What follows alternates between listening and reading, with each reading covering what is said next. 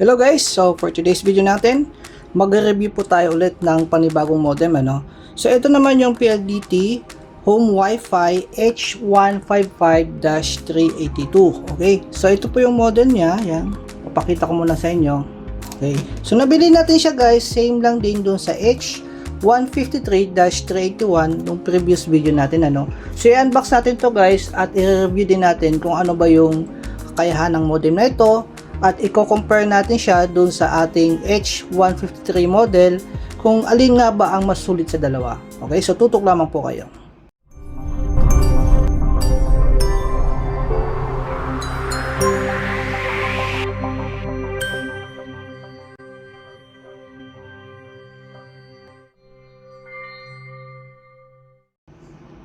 Okay, so nabili din natin siya guys sa mismong PLDT store sa halagang 1,495. So the same po dun sa H153 model, ano. So i-unbox muna natin siya guys para makita natin kung ano ba meron sa modem na ito, no.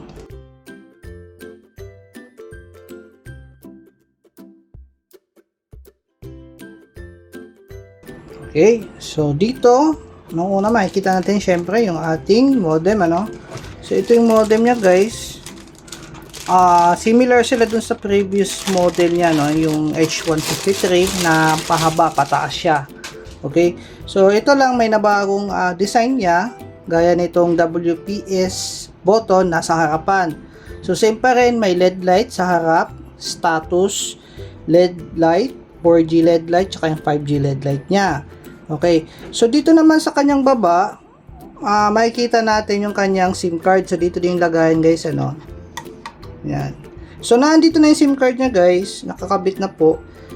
At tapos dito naman sa kanan banda, ito yung reset button niya.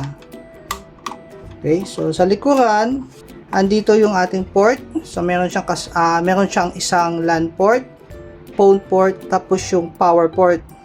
Okay? Sa taas wala na, no. So plain lang din siya. Okay? So maliban diyan yung mga iba pa kasama niya sa inclusion, tingnan natin. Okay, so dito, ganoon pa rin, meron tayong sticker ng IMEI niya, warranty card, and of course, yung kanyang user manual, quick guide, ano, ayan. Tapos, sa box naman dito, anyway, ito yung kanyang SIM bed, guys, ano. So, yung SIM card niya, gaya ng sabi ko, nakakabit na po sa mismong modem, kaya wala na dito sa SIM bed. Okay, so dito sa box niya, itong box na ito, okay, so yung kanyang power adapter at yung kanyang LAN cable. So kung ikukumpara ko siya guys dun sa packaging ng H153 previous video natin, mas okay yung itsura ng LAN cable, ano, flat na siya. So malinis to guys, tignan pag kinabit nyo sa modem nyo, ganda siya. Okay, so ngayon guys, ang gagawin naman natin sunod ay test natin yung ating modem, ano, at i-compare natin siya dun sa previous model niya, no, yung H153. Okay guys, so ito na yung ating dalawang modem, ano. So i-compare natin siya kung alin nga ba sa dalawa ang sulit. Okay, so dito una, ito muna ating H153 model. Kung mapapansin nyo guys, gaya ng sabi ko kanina, yung button niya ng WPS na sa harap. Okay, so same lang naman, may LED light siyang tatlo dito, yung status, 4G and 5G. Okay, tapos sa kanilang likuran, ito yung itsura ng kanyang likuran. Okay, so parehas lang din sila guys. Meron silang tig-isang LAN port, tig-isa, and then phone port, tig-isa lang din. Tapos naandito naman yung WPS nung ating H153 model. And of course, yung kanyang power port, okay, sa adapter niya, no? Yan. Tapos dito sa ating H155, kung makikita natin na dito din sa baba, yung kanyang kabitan ng SIM card. So nano SIM card po ang kailangan dito guys, ano. Ayan, nandito yung SIM card niya. And then nandito yung kanyang reset button. Ayan, makikita nyo guys, nandyan po yung reset niya, no. Samantalang dito naman sa isa, okay, nasa baba din yung kabitan niya ng SIM card guys, ito. Yung reset naman niya nasa loob na instead na nasa labas gaya nung sa 155, H155. Sa kanya nasa loob sa ating H153 model po ito. Okay. And then parehas po ito guys na may built-in na fan. Okay. So yun yung kagandahan sa mga modem na ito. Parehas po sila may fan sa ilalim. May nakakabit po dyan na fan para iwas overheat. Since 5G na ngayon connection ng modem na ito, expect natin na mas mainit siya compare sa 4G connection, ano. Kaya meron po itong built-in fan. Compare sa mga ibang modem na 5G na walang fan, kaya nagko-cause ng overheat tapos mag-hang yung modem, ano. So ito, meron na siyang built-in, pares po yan, dalawa. Makikita nyo naman may mga butas. Nandito po yung fan yan at ganoon din sa isa. So pares po yan na may fan sila, no, built-in. So yun yung kagandahan yan. So ano nga pang pinagkaiba nila? Kung sa physical appearance, almost the same lang. So, ito po kasi yung H153-381 na model. Ito po ay 3CA. 3CA po siya. So, ibig sabihin ng CA, carrier aggregation. Kaya siya bumibilis kasi tatlong tower po yung kokonekan niya. Okay? So, yun po yung mga band, ano, kung tawagin natin. Dito sa akin, nakaset up po ito sa tatlong band kasi since 3A nga siya, no? 3CA nga siya. Ang connection ko dito is band 3, band 28, and then band 41. Okay? So, kung makikita nyo sa aking previous video. So, dito naman tayo sa H155. Ito po ay 5CA. 5 carrier aggregation. Okay? So, may nakita na rin akong mga video nito na nag-open, nag-tear down. At makikita natin na talagang pag binuksan nyo po itong H155 sa loob, makikita nyo po talaga na mas marami siyang antena sa loob compared dito kay H153 model. Okay, so ngayon guys, itetest ko naman itong H155 sa speed test, no? Sa iba't ibang website na speed test para ma-compare natin siya dito kung alin nga bang mas malakas. So please take note lang po na itong speed test na gagawin natin ay base pa rin po ito sa location nyo, no, sa area nyo. Kung meron bang 5G signal, unang-una, kung malakas ba yung 5G sa inyo, kung malakas ba yung 4G sa inyo. Okay? So i-check natin siya guys kung alin nga ba sa dalawa ang mas mabilis. Para sa akin, ano, dito sa location na ito. Okay guys, so ngayon, ititest na natin siya sa speed test, ano, sa iba't ibang website para malaman natin kung gaano ba ito kabilis compared dun sa H153-381 model. Okay, so ang gagamitin nating SIM guys ay itong Talk and Text na 5G ready na, no? Yan, kung makikita nyo, Talk and Text po ito na may only data 599. So, yan guys, check nyo mabuti yung number ko, no? Ay yung number niya. Baka may magsasabi na naman kasi dyan na baka yung gamit natin ay shareable data kaya malakas yung speed test. So may nabasa tayong ganyang comment at makikita nyo din ngayon sa screen na naka-register tayo sa only data 599 gamit yung number na ito. Okay? So yung number na yan. Okay. So ngayon guys, ilalagay natin siya. So alisin natin yung kanyang SIM card, yung PLDT, ano. So anyway guys, sa mga nagtatanong pala kung gagana ba sa Smart at saka sa kanyang SIM card mismo, syempre gagana yan. So yung SIM card niya is ito po, no. Smart din po yan. Smart PLDT po yan na home Wi-Fi. Okay, sa Smart Bro, gagana din po yan. Ang pagkakalam ko kasi parehas lang naman sila Smart Bro. Yung gamit niyang SIM card ngayon ay Smart Bro lang din po yan, home Wi-Fi. Okay. So kabit natin siya guys, yung ating SIM.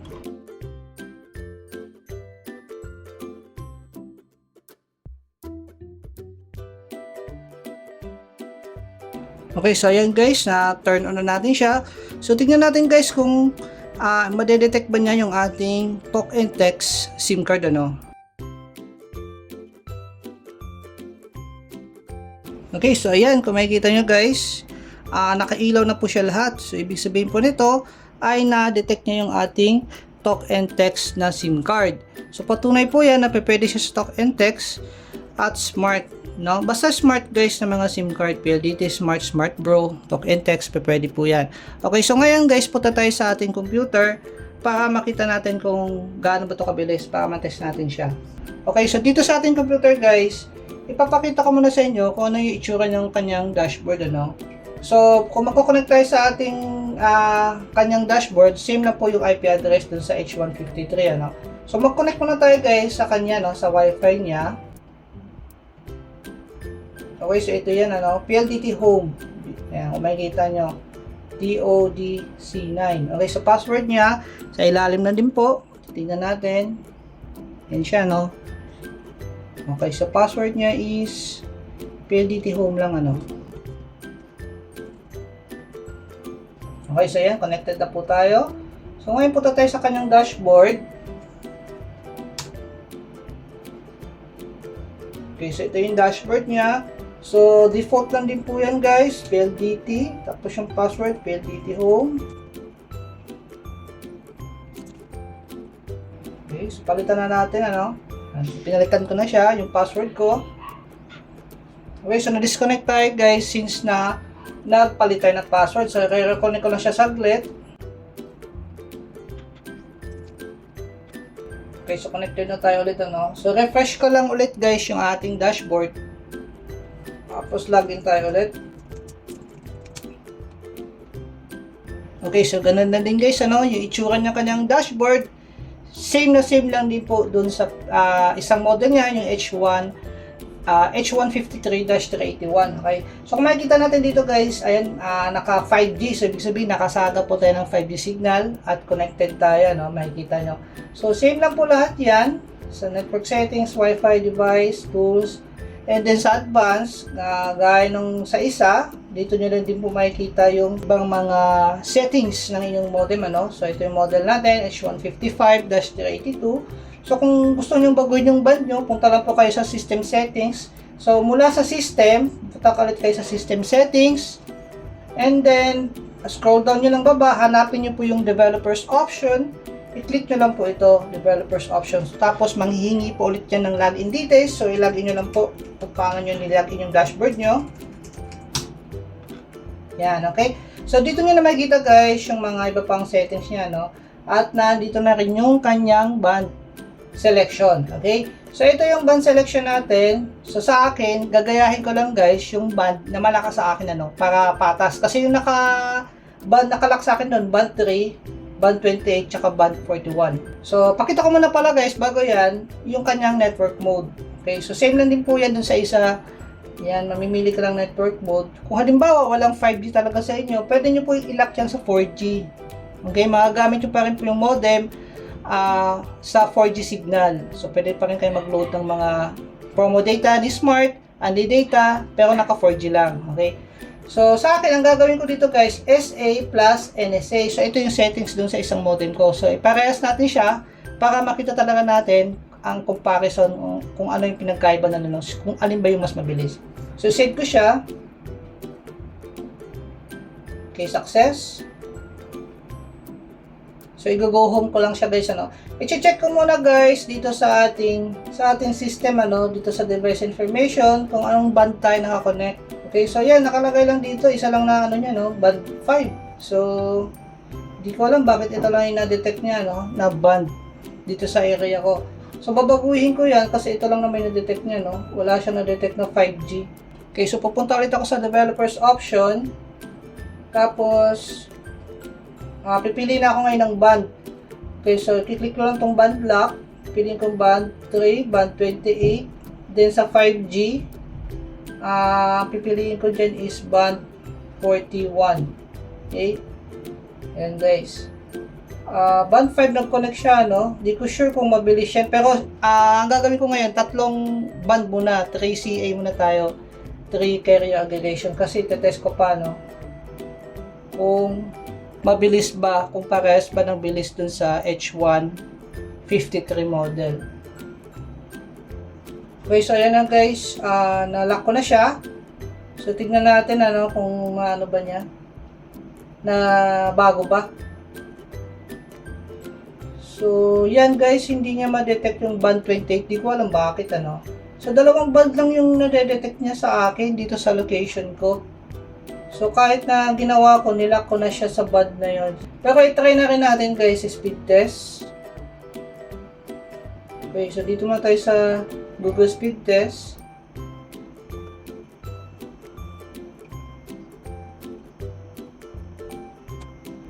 Okay, so sa Google Speed Test, nakakuha tayo ng 207 Mbps sa download speed, and then 32.9 Mbps sa kanyang upload speed.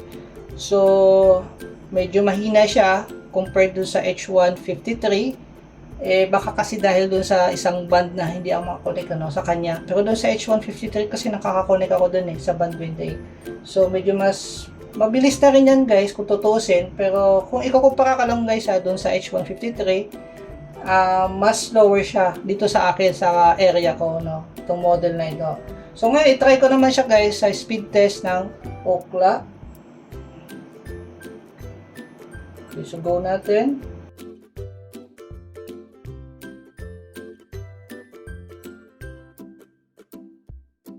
Okay, dito sa speed test ng Ookla, nakakuha tayo ng 400 Mbps sa kanyang download speed. Sa upload speed naman, 37.52. Okay, so mas mahina pa rin siya compared sa ating H153 model, ito guys, base lang to guys sa location ko. So, maaaring sa inyo, maging ibang result. Pwedeng mas mabilis o mas mabagal. So, ito po ay, dito lang po yan sa aking location, para dito sa model na ito. Okay, so i-test naman natin siya doon sa fast.com. So ito yung usually yung speed test ni Netflix. Okay, so dito nakakuha tayo ng 450 Mbps sa kanyang download speed. So sa upload speed naman, tingnan natin.